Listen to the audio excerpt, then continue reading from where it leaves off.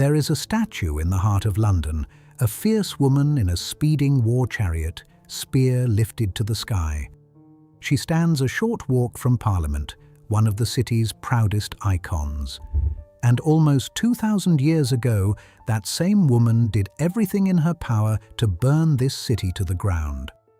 At History Recreated, we use AI and deep research to rebuild a world that left almost no record of its own, and to give its people back their faces, their fury, and their motion. By the year 60, Rome has held the south of Britain for almost 2 decades. The legions came in 43, and since then, they have built roads, forts, and proud Roman towns across a conquered land. Some British tribes resisted, others made a deal. Among those who made a deal were the Iceni, a people of the eastern flatlands, ruled by a king named Prasutagus, and his queen, a woman the Roman writers would call Boudica. And it is worth saying plainly, almost everything we know about her comes from just 2 Roman writers, Tacitus and Cassius Dio. Both were Roman men. Neither saw her with his own eyes. Not a single word survives from the British side. The woman at the center of this story reaches us only through the pens of the people she fought. Cassius Dio leaves us one vivid sketch of her. A tall woman with a great mass of tawny hair falling past her waist, a harsh, carrying voice, a thick patterned cloak pinned at the shoulder, and a heavy, twisted band of gold at her throat. Whether it is portrait or legend, we cannot know, but it is the only face we have. The trouble begins quietly, with a will. Around the year 60, King Prasutagus reaches the end of his life. He has tried to be clever. In his will, he leaves his kingdom jointly to his 2 daughters and to the Roman Emperor Nero, hoping that naming Rome as an heir will keep his family safe. It is a fatal misjudgment. Rome does not share. The moment the king is gone, Roman officials simply take everything. They annex the kingdom. They seize the lands of the leading Iceni nobles. They call in old debts, and they drag the king's own relatives into slavery. And then they go further, a step so cruel it would set the whole island alight.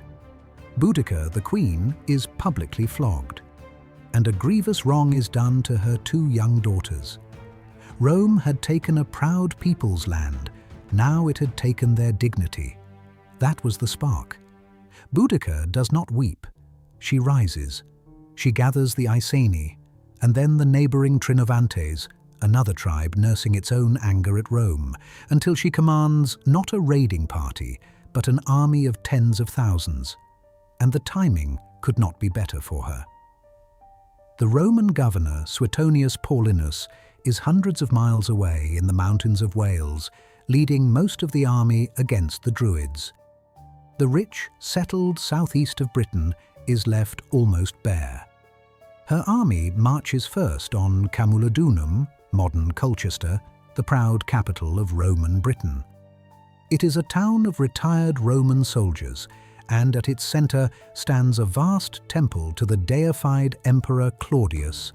To the Britons, a glittering monument to everything they have lost. Camulodunum has no walls. Its defenders can muster barely 200 fighting men.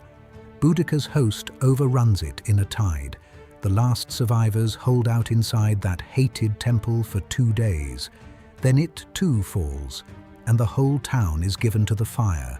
A Roman legion, the 9th, marches to the rescue. It never arrives in any strength.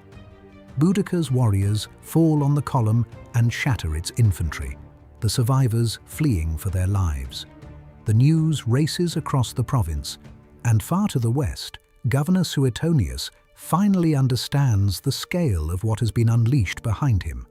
He turns his army around and drives hard for London. Pause on that for a second. A grieving queen, written off by an empire, now has Rome itself genuinely afraid. If you were Emperor Nero watching this from a palace in Rome, would you double down or would you cut Britain loose? Tell me in the comments. Suetonius reaches Londinium first and faces a commander's worst decision. London in the year 60 is young, barely 17 years old, but already a busy, crowded trading town. He looks at the few troops he has, looks at the size of what is coming, and makes a cold, hard choice. He will not defend it. He tells those who can to flee with him. Those who stay behind are lost. Londinium is burned. Then Verulamium, modern St Albans, meets the same end. Across those three cities, the Roman writers tell us that something like 70 to 80,000 people lost their lives. And here is the part I find genuinely haunting. You can still see it.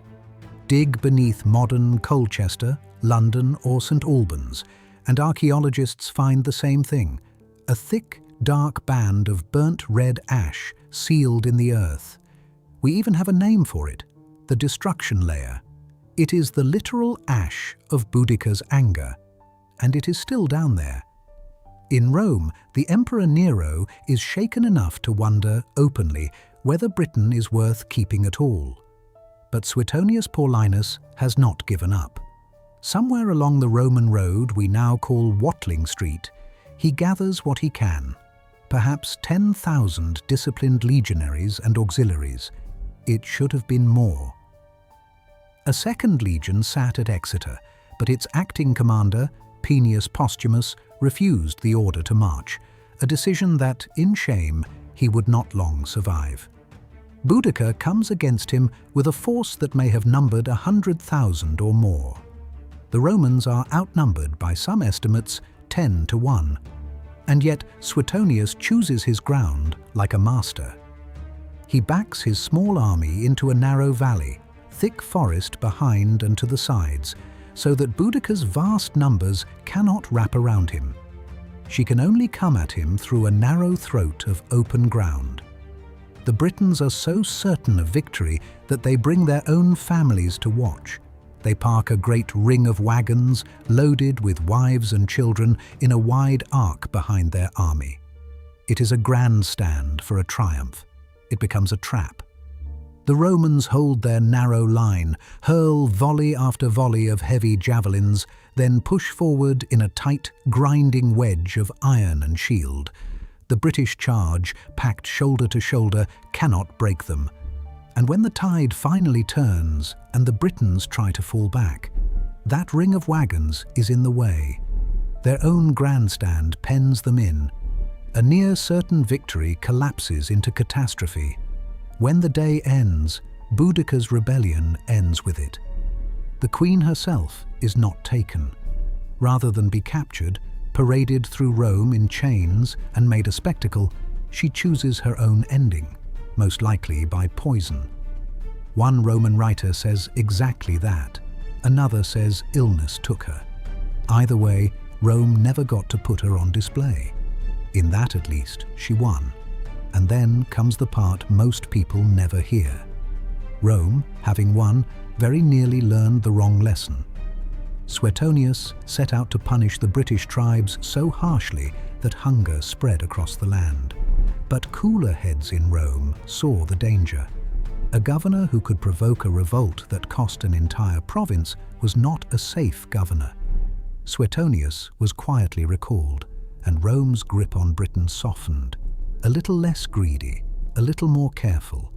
The revolt failed, yet it changed how Rome ruled, and Roman Britain itself would stand for almost another 350 years.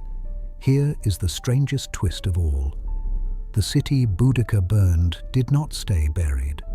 London rose again from her ashes and grew until it sat at the center of an empire of its own. For centuries she was almost forgotten, until the British rediscovered her and turned the rebel queen into a national hero. There is a quiet poetry in it. The Celtic word at the root of her name simply means victory. Boudica is, in effect, the ancient British Victoria. And so it was a later queen, Queen Victoria's own era, that raised that bronze statue of her by the Thames, a woman who fought an empire, honored at the heart of one. We are history recreated, and we breathe motion back into the people the records almost lost. Tell us in the comments, when you picture Boudica now, do you see a hero, a tragedy, or something history is still arguing over? Bigger, braver, deeper work is already on its way. Because some voices were never truly silenced. They were only waiting for someone, at last, to listen.